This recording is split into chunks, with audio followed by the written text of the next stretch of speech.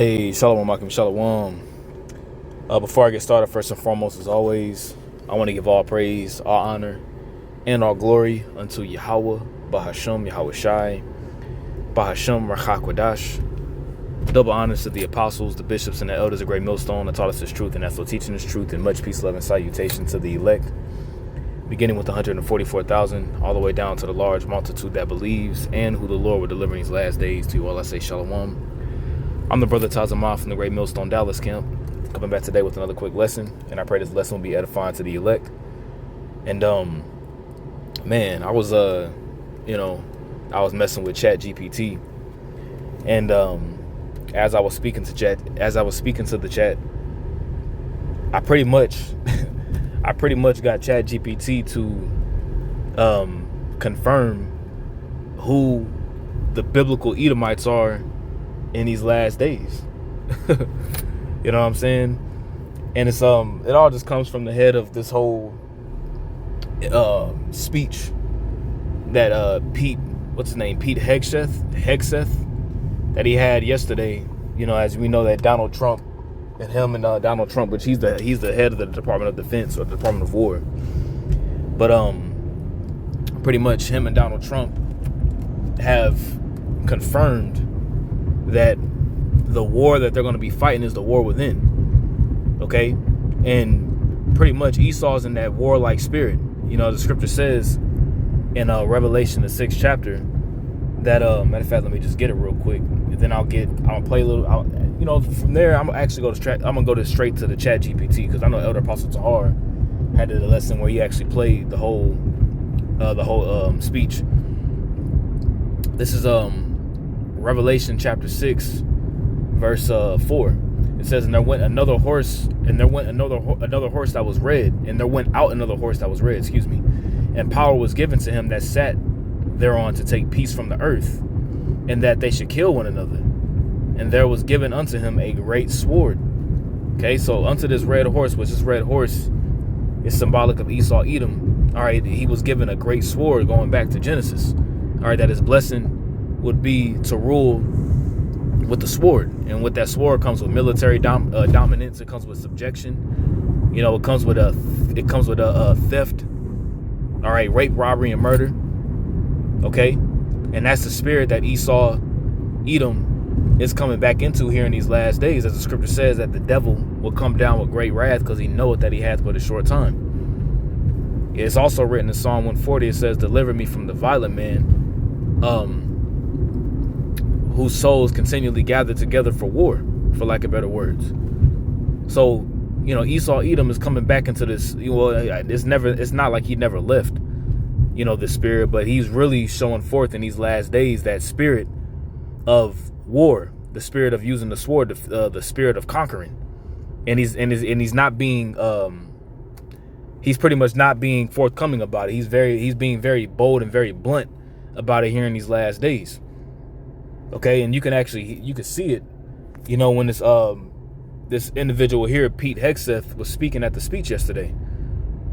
You know, he pretty much said if these different nations want to try to come up against America, they're going FAFO, which means fuck around and find out. You see, but here it is. This is all really a part of an elaborate plan that Yahweh Bashem Yahweh Shai has in store, to ultimately have these devils fight one another to destroy one another, man, through nuclear destruction, as well as through the chariots, man, through Yahweh Shai returning. So it's all beautiful, man. Call hello Yahweh Bashem Yahweh Shai, all right, for everything that's going on in the world right now, man, because the scripture says, you know, blessed are your eyes for they see and your ears for they hear. For many great men have desired to see the things that you see and hear the things that you hear, and have not seen them nor heard them. But you know, we're seeing them we're seeing it in the last days play out. Okay. Now what I did was, like I said, you can pull this up on your own and listen to it. It's a 3-minute long clip. You know, but what I did was I went to Chat GPT. All right, and I mentioned, you know, Pete Hegseth and changing the Department of Defense to the Department of War. I said, in history, when was the Department of War changed to the Department of Defense, and why was it changed to the Department of Defense? Also, too, it has been changed back into the Department of War, And Pete Hegseth, I was speaking when I said this, so it didn't pick it up correctly. Had it, I said interview. I'm gonna say had an interview yesterday, or he spoke yesterday with military generals and stated that we must prepare for war. What does this all mean? So Chad said, let's break this down step by step so it's crystal clear. When the Department of War changed to the Department of Defense, the Department of War was one of the original cabinet departments, right? The Department of War was one of the original cabinet departments established in 1789. In 1947, after World War II, the National Security Act reorganized the U.S. military. It created the Department of Defense, DoD, officially established on September 18th, 1947. So that's when the Department of Defense was created back in 1947, all right? It says at first it was called the National Military Establishment, but in 1949, the name was changed to the Department of Defense. The name War Department, why was it changed? The name War Department sounded aggressive and tied to the old structure of fighting individual wars. All right, and mind you, that's the spirit that Esau goes in. And remember, the scripture says that he enlargeth his desire as hell and is as death, and he heapeth unto him all nations and all people. And he uses his sword to do that. And typically, when you're using your sword to do that, you're on the offensive. You're not on the defensive. So really, it's always Esau's always been in this Department of War spirit. They just changed the name to defense, right? After World War II and entering the Cold War, leaders wanted the U.S. to appear more focused on defense and deterrence rather than outright war making. Even though when you look at the history and the conception of America, America has been on the offensive of major wars, way more than they've been on the defensive. All right. The reorganization, it says brought the Army, Navy, and the newly created Air Force under one umbrella. And you got to add the Space Force into that too now. Coordinated military and intelligence efforts in the new global power struggle against the Soviet Union. And that was the creation of NATO. All right, NATO was really created. The North Atlantic Treaty Organization was created to deter Russia. Okay, and Russia and America plays a pivotal role in prophecy for the destruction of America. Revelation 20, okay, Ezekiel the 38th chapter, Isaiah the 13th chapter, okay, Jeremiah 50 and 51. All right, the nation that's going to come from the north. All right, it says, in short, it wasn't just a name change. It reflected a major restructuring for a permanent global military presence. A global military presence. Babylon has been a golden cup in the Lord's hand that made all the earth drunken. The nations are drunken of her wine, therefore the nations are mad, as it says in the book of Jeremiah. Has it been changed back to the Department of War? It says no. Officially, it has never been changed back, even though it has. It's still called the Department of Defense. However, critics, politicians, historians, even military leaders sometimes call it the Department of War informally, because in reality, the U.S. has been involved in near constant military conflicts since World War II, but it has been changed back to the Department of War. Okay, that's what Donald Trump said. That's what Pete Hegseth said, and he's the head of it. It says the critique is, we call it defense, but it's really about projecting power and waging war overseas. Okay, waging war overseas. All right. Pete Hegseth's comment: we must prepare for war. Pete Hegseth, a military veteran and Fox News host, often comments on U.S. foreign policy and defense. If he recently spoke with generals saying we must prepare for war, that signals growing concern, all right, growing concern that the U.S. could be entering a major conflict, possibly with Russia, China, Iran, or a wider Middle East conflict. And we understand and know that the least of the flock, as the scripture says, is going to draw them out.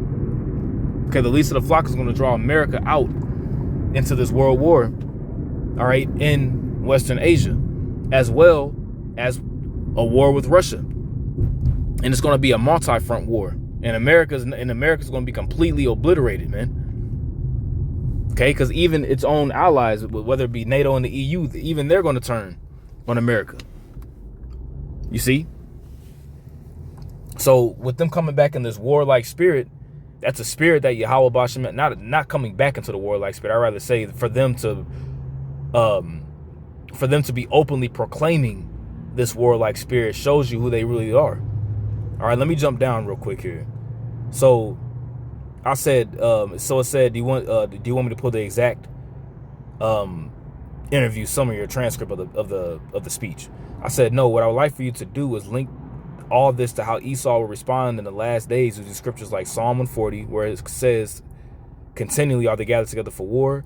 How Esau's blessing was the sword, as well as Revelation 6, the red horse, where he had a great sword in his hand and took away peace from the earth, as well as other scriptures that you can think of that show forth his spirit that is being pushed.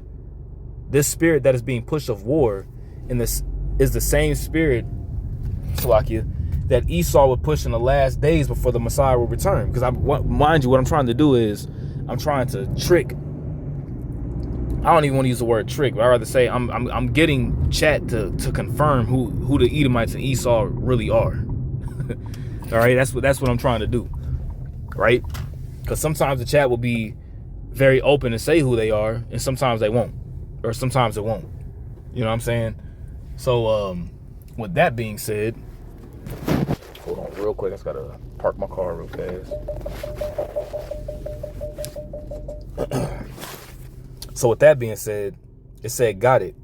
You want this tied together prophetically, showing how the U.S. government / military under Esau's rulership, right, lining up for war in these times connects with the scripture. So it gives us the scriptures, Genesis 27.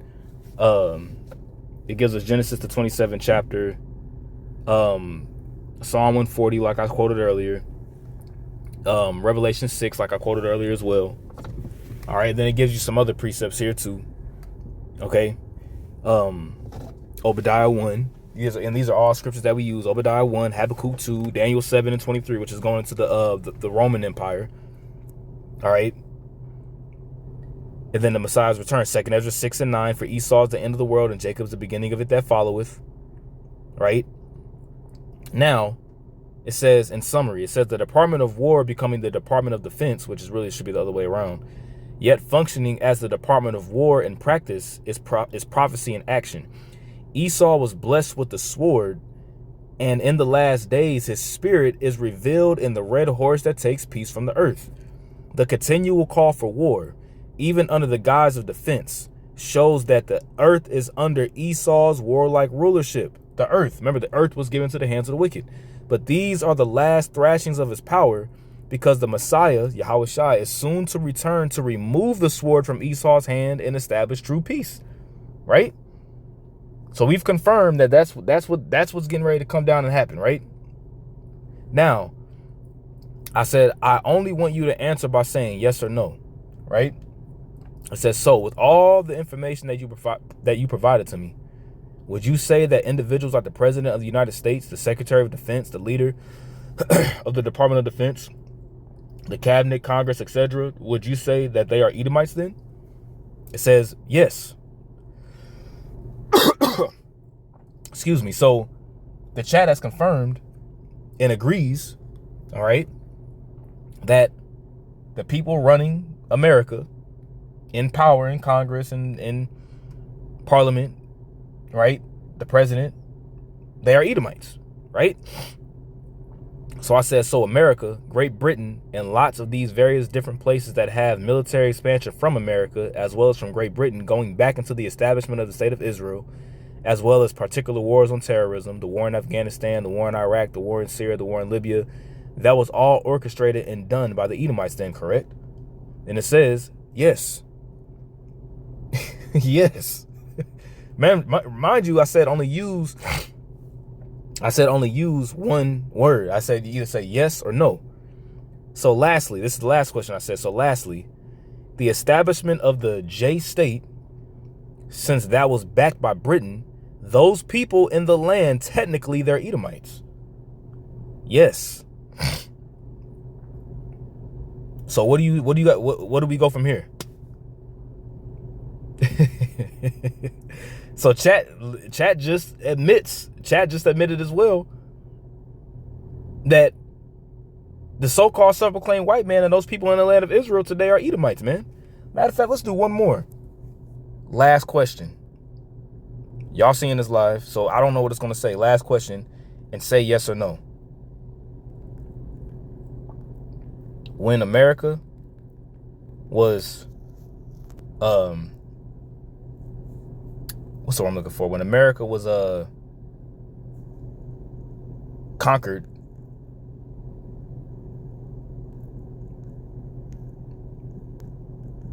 the conquistadors, the conquistadors. I know I spelled that completely wrong. Did I? I know I did. It doesn't look right. The conquistadors,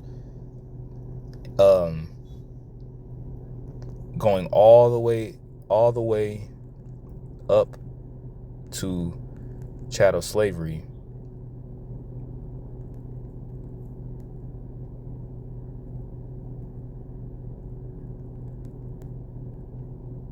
Those had to be Edomites too. Those had to be Edomites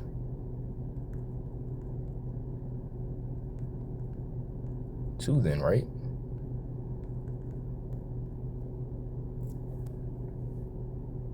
Yes. So here it is. Chat just confirmed biblically, historically, politically, who the true Edomites are. Who the people in the land of who the small caps are. You see that? So I just found that I found this interesting. I wanted to share and do a lesson on it. You know, I pray this was edifying to the elect. Once again, I want to give all praise, honor, and glory to Yahweh, Bahashem Yahweh Shai, Bahashem HaKadosh. Double honors to the apostles, bishops, and elders, a great millstone that taught us his truth, and that's what teaching his truth, and much peace, love, and salutation to the elect. Until next time, I say shalom.